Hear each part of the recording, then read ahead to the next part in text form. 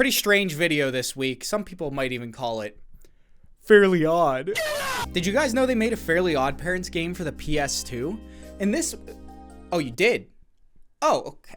Fucking smartass. Well, we'll just look at every Fairly OddParents game ever made then, huh? Would that make you happy? Is that what you wanted? So hop on Daddy's back. We're taking a piggyback ride to 2002 when the first game was released. Enter the Cleft was released for the GBA, and it was the first time we got to see our favorite characters come to life in their very own licensed video game. The game kicks off with Timmy wishing himself into the Crimson Chin comic book, becoming Cleft, the boy Chin Wonder. The Crimson Chin gets kidnapped by the Bronze Kneecap, and a bunch of villains escape into the real world, so it's up to Timmy to bring them to justice. It's a combat-based, like run-and-gun 2D platformer, which is something that you see is very common with these licensed games. You go through each level jumping between platforms and fighting enemies. You use your main attack and you squirt all over the bad guys, and it actually does a good bit of damage. You can one-hit most enemies with it, which kind of makes one of the main game mechanics, the power-ups, kind of useless. You'll find power-ups strewn across the levels to increase your damage or slow down enemies,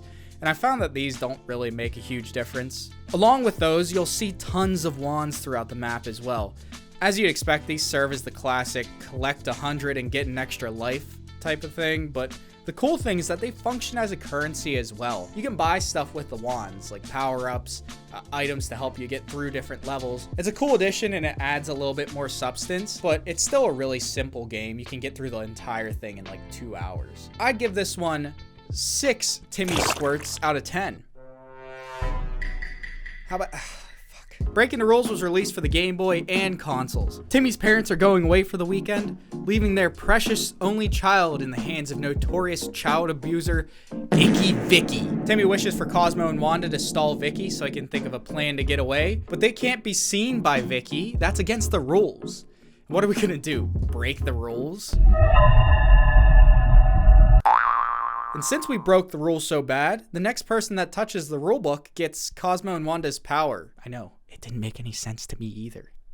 The first episode I played through was A Badge Too Far. Vicky's recruited the help of the Cream Puffs to kidnap your fellow Squirrely Scouts, so we have to stealthily sneak around them to free our comrades. You collect stars along the way to give Cosmo and Wanda enough power to make a wish. These things are a pain in the ass, dude. You need 5 of them to make a wish, and at the start I thought they were like a collectible item, so I was kind of ignoring them. But turns out you need all 5 to progress through the level, so I collected 4, and then proceeded to spend 20 minutes looking for the 5th one, only to realize it was at the very beginning of the level. So I had to backtrack all the way to the very beginning just so I could progress through the level. But once we collected 5 stars, we used our new magic powers to grab Cosmo's beaver and cut down some trees. We would collect some more stars and then wish to become a woman for the mission, because we have to infiltrate the Cream Puff camp. That's why. We get into the camp and then bust a nasty ass move to get into Vicky's office. Oh, you're very good. I didn't know you could dance.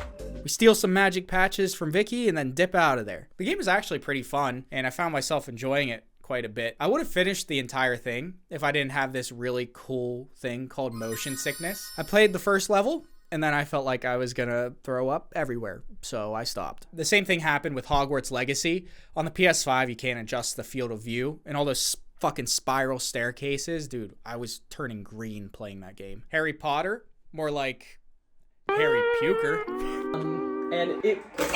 Along with the console version, there was a Game Boy version of the game as well. Anti-fairies have stolen the rules, so the head fairy himself, Jorgen von Strangle, shows up. Over here straight Jorgen my wand, dude. She Jorgen on my wand till I strangle. He gets pissed off at Cosmo and Wanda, and he strips them of their magic with those big, giant arms of his. And they can only get those magic powers back by retrieving the missing pages from the rolls. And this time, we're gonna have to shoot our way out. They were everywhere, man. It was fucking carnage. But we blast our way from the sewers to a mall, underwater, and all the way to the moon to rid the planet of that filthy anti-fairy scum. Sorry, I checked out there for a second. I was back in the trenches. Along the way, you'll collect Cosmo coins, crowns, and dollars that you can cash in for a retry, which you're definitely gonna need because you don't have any health. Everything one hits you. It could be the softest little tap and Timmy will fold like his bones are made of mashed potatoes. Overall, this game was actually pretty cool and much better than the previous Game Boy game. After the success of Breaking the Rules, the same studio was commissioned to make a sequel and given just 10 months to do it. Instead of making a true sequel, where they iron out all the issues with the original game and improve on an already winning formula, they decided to make a completely different game. And out popped Shadow Showdown. Cosmo and Wanda have lost their wishing power. I'm not really sure how it happened. The cutscenes do a really horrible job at explaining the story of everything. Best I could grasp was there's this old dude who has like an evil shadow, and they stole some magic looking rocks, and then everybody's magic stopped working. So now we gotta go get those rocks back and put them on this pedestal, and then everybody will be happy again. Either way, the story isn't super important here. The gameplay, now that's what matters. It is pretty ass. So they did away with the run and gun gameplay of the last game, and in place they gave us a puzzle platformer. A lot of the puzzles are just trying to find ways to reach higher platforms. These boxes that you have to pick up and rearrange are everywhere. And also, fuck these boxes, bro. They're impossible to rearrange. If you throw it in the wrong spot and you accidentally hit the wall, it fucking bounces off like it's made of vibranium, dude. So you go from location to location collecting these magic rocks.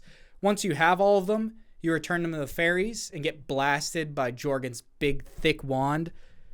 Then the game ends. I do appreciate the devs wanting to try something different, but this game is really fucking bad. We'll give it 4 Jorgen biceps out of 10. And just like Breaking the Rules, Shadow Showdown had a console version as well. It shares its story with the GBA version. Cosmo and Wanda lost their magic again. You know, you get the idea now. We gotta collect stuff so they can get their magic back. There are some pretty good changes here though. They added an inventory system with different items to help you platform through the levels. And they added some cool gimmicks to each level to keep it fresh. Like this level, wherever you have to flip everything in the room and walk on the ceiling to get through the level. I thought that was pretty cool. The best change in my opinion was they changed the amount of stars you have to search for from 5 to 3. So it's a lot less tedious now. Also, it looks like really good, which I was surprised by, but it looks really clean. I love how Timmy's head just bobbles around on his tiny neck like he's about to slip a C7. It's not a whole lot different from Breaking the Rules, but they took the original game and improved on it in a lot of ways.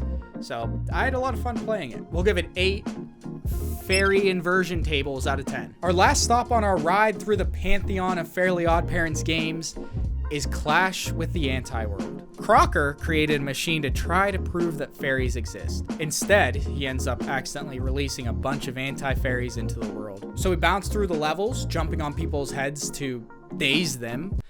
To me, it looks a lot more like fucking killing them, but that's just me. Throughout the game, Cosmo and Wanda will grant wishes to you to give you different powers like a super gardener, or a ninja, or pirate to help you platform through those levels. Until the final level where you turn into this hamster groundhog thing and absolutely daze all the anti-fairies. It was an okay experience. It wasn't horrible by any means, but not something that I would really ever play again. So we'll give it 5 Crocker neck ears out of 10. So that's it. That's all the major Fairly OddParents games. So make sure you share the video with 800 of your closest friends. And I'm gonna go Jorgen von Strangle My Wand. Peace out.